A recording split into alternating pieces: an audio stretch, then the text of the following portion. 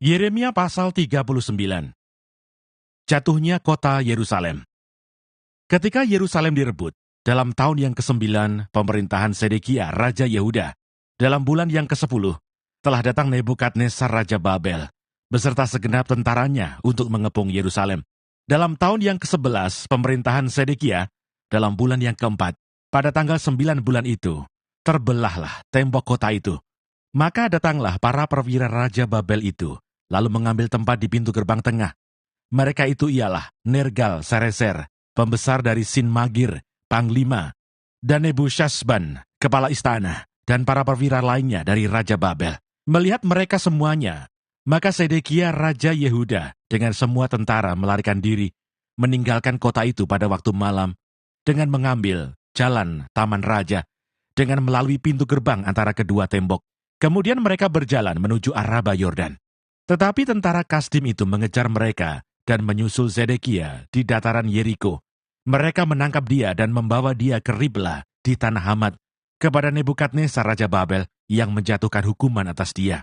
Raja Babel menyuruh menyembelih anak-anak Zedekia di depan matanya di Ribla. Juga semua pembesar Yehuda disembelih oleh Raja Babel. Kemudian mata Zedekia dibutakannya, lalu ia dibelenggu dengan rantai tembaga untuk dibawa ke Babel. Orang-orang Kasdim membakar istana raja dan perumahan rakyat dengan api. Lalu mereka merobohkan tembok-tembok Yerusalem. Kemudian Nebuzaradan, kepala pasukan pengawal, mengangkut ke dalam pembuangan ke Babel sisa-sisa rakyat yang masih tinggal di kota itu, dan para pembelot yang menyeberang ke pihaknya, dan sisa-sisa para pekerja tangan. Tetapi sebagian dari rakyat, yakni orang-orang miskin yang tidak mempunyai apa-apa, ditinggalkan di tanah Yehuda oleh Nebuzaradan, kepala pasukan pengawal. Pada waktu itu juga diberikannya kebun-kebun anggur dan ladang-ladang kepada mereka. Perintah Nebukadnezar untuk melindungi Yeremia. Mengenai Yeremia, Nebukadnezar Raja Babel telah memberi perintah dengan perantaraan Nebuzaradan, kepala pasukan pengawal bunyinya, bawalah dan perhatikanlah dia, janganlah apa-apakan dia, melainkan haruslah kau lakukan kepadanya sesuai dengan permintaannya kepadamu. Maka Nebuzaradan, kepala pasukan pengawal, beserta Nebusyazban, kepala istana, dan Nergal-Sareser, panglima, dan semua perwira tinggi Raja Babel mengutus orang. Mereka menyuruh mengambil Yeremia dari pelataran penjagaan, lalu menyerahkannya kepada Gedalia bin Ahikam bin Safan untuk membebaskannya, supaya pulang ke rumah. Demikianlah Yeremia tinggal di tengah-tengah rakyat. Janji kepada Ebed-Melech bahwa ia akan dilepaskan. Selagi Yeremia masih terkurung di pelataran penjagaan, firman Tuhan datang kepadanya bunyinya, pergilah kepada Ebed-Melech, orang Etiopia itu, dan katakanlah kepadanya, beginilah firman Tuhan semesta alam, Allah Israel, sesungguhnya firmanku terhadap kota ini akan kulaksanakan untuk kemalangan dan bukan untuk kebaikannya, dan semuanya itu akan terjadi di depan matamu pada waktu itu juga. Pada waktu itu juga, demikianlah firman Tuhan, aku akan melepaskan engkau, dan engkau tidak akan diserahkan ke dalam tangan orang-orang yang kau takuti. Tetapi dengan pasti, aku akan meluputkan engkau. Engkau tidak akan rebah oleh pedang. Nyawamu akan menjadi jarahan bagimu. Sebab engkau percaya kepadaku. Demikianlah firman Tuhan. Yeremia pasal 40. Yeremia tinggal pada Gedalia. Firman yang datang daripada Tuhan kepada Yeremia, sesudah ia dilepaskan dari Rama oleh Nebuzaradan, kepala pasukan pengawal, yang telah menyuruh untuk mengambilnya terbelenggu pada tangannya di tengah-tengah semua orang buangan dari Yerusalem dan Yehuda yang hendak diangkut ke dalam pembuangan ke Babel. Kepala pasukan pengawal itu telah mengambil Yeremia dan berkata kepadanya, Tuhan Allahmu telah mengancamkan malapetaka ini atas tempat ini, dan ia telah melaksanakannya. Tuhan telah melakukan apa yang diancamkannya, oleh karena kamu telah berdosa kepada Tuhan dan tidak mendengarkan suaranya. Sehingga terjadilah hal ini kepada kamu. Maka sekarang, lihatlah aku melepaskan engkau hari ini dari belenggu yang ada pada tanganmu itu. Jika engkau suka untuk ikut pergi dengan aku ke Babel, marilah, aku akan memperhatikan engkau. Tetapi jika engkau tidak suka untuk ikut pergi dengan aku ke Babel, janganlah pergi. Lihat, seluruh negeri ini terbuka untuk engkau. Engkau boleh pergi kemana saja engkau pandang baik dan benar. Engkau boleh kembali kepada Gedalia bin Ahikam bin Safan yang telah diangkat oleh Raja Babel atas kota-kota Yehuda, dan tinggallah bersama-sama dia di tengah-tengah rakyat, atau kemana saja engkau pandang benar, pergilah ke situ. Lalu kepala pasukan pengawal itu memberikan kepadanya bekal makanan dan suatu hadiah, kemudian melepas dia pergi. Jadi pergilah Yeremia kepada Gedalia bin Ahikam di Mispa, dan diam bersama-sama dengan dia di tengah-tengah rakyat yang masih tinggal di negeri itu. Masa Gedalia menjadi gubernur dan pembunuhannya. Ketika semua panglima tentara yang masih berada di luar kota dengan orang-orangnya mendengar bahwa Raja Babel telah mengangkat Gedalia bin Ahikam bin Safan atas negeri itu, dan bahwa kepadanya telah diserahkan pengawasan atas laki-laki, perempuan dan anak-anak, yaitu dari orang-orang lemah di negeri itu, yang tidak diangkut ke dalam pembuangan ke Babel, maka pergilah mereka kepada Gedalia di Mispa. Mereka ialah Ismail bin Netanya, Yohanan bin Kareah, Seraya bin Tanhumet, anak-anak Efai orang Netofa itu, dan Yesanya, anak seorang Maaka, bersama dengan anak buahnya. Lalu bersumpahlah Gedalia bin Ahikam bin Safan kepada mereka dengan anak buah mereka. Janganlah kamu takut untuk takluk kepada orang-orang Kasdim itu. Tinggallah di negeri ini, dan takluklah kepada Raja Babel, maka keadaanmu akan menjadi baik.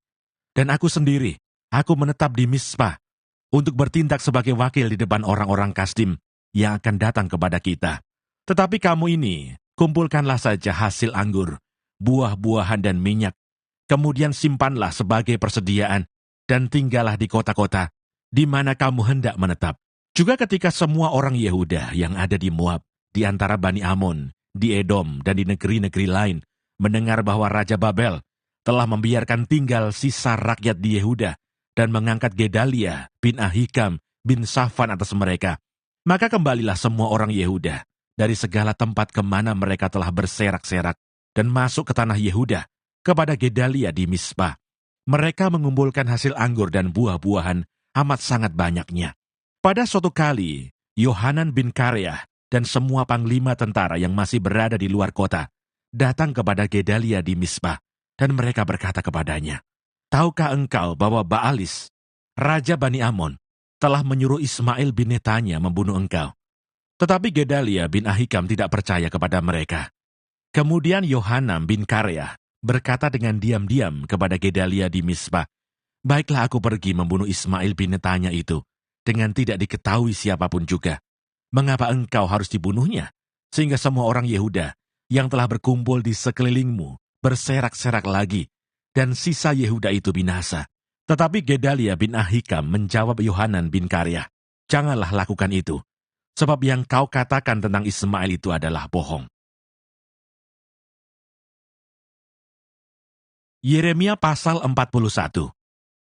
Dalam bulan yang ketujuh, datanglah Ismail bin Netanya bin Elisama, ia keturunan raja dan perwira tinggi raja, beserta 10 orang kepada Gedalia bin Ahikam di Mispa. Sementara mereka makan roti bersama-sama di Mispa, maka bangkitlah Ismail bin Netanya dengan ke-10 orang yang ada bersama-sama dia. Lalu mereka memukul mati Gedalia bin Ahikam bin Safan dengan pedang. Demikianlah Ismail membunuh dia, yang telah diangkat Raja Babel atas negeri itu. Juga semua orang Yehuda yang ada bersama-sama dengan Gedalia di Mispa, dan orang-orang Kasdim, yakni prajurit, yang terdapat di sana dipukul mati oleh Ismail. Esok harinya sesudah ia membunuh Gedalia, ketika itu belum ada yang tahu. Datanglah orang-orang dari Sikem, dari Silo, dan dari Samaria, 80 orang jumlahnya, yang janggutnya bercukur, pakaiannya koyak-koyak, dan badannya bertoreh-toreh. Mereka membawa korban sajian dan kemenyan untuk dipersembahkan di rumah Tuhan.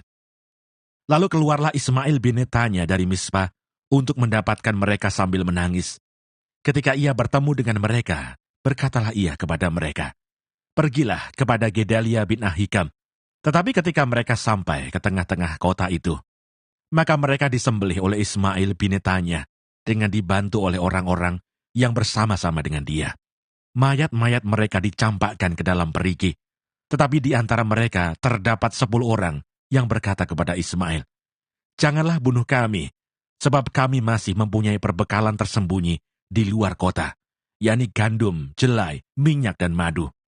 Maka ia pun membiarkan mereka, tidak membunuhnya bersama-sama dengan rekan-rekan mereka. Adapun perigi kemana Ismail melemparkan segala mayat orang-orang yang dipukulnya mati itu, adalah perigi besar yang telah dibuat oleh Raja Asa untuk menghadapi Baesa, Raja Israel. Itulah yang diisi Ismail bin Netanya dengan mayat orang-orang yang mati terbunuh itu.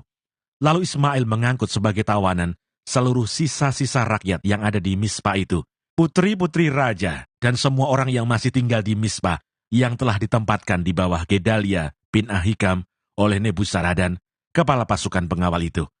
Ismail bin Netanya mengangkut mereka sebagai tawanan, lalu ia berangkat untuk menyeberang ke daerah Bani Amon.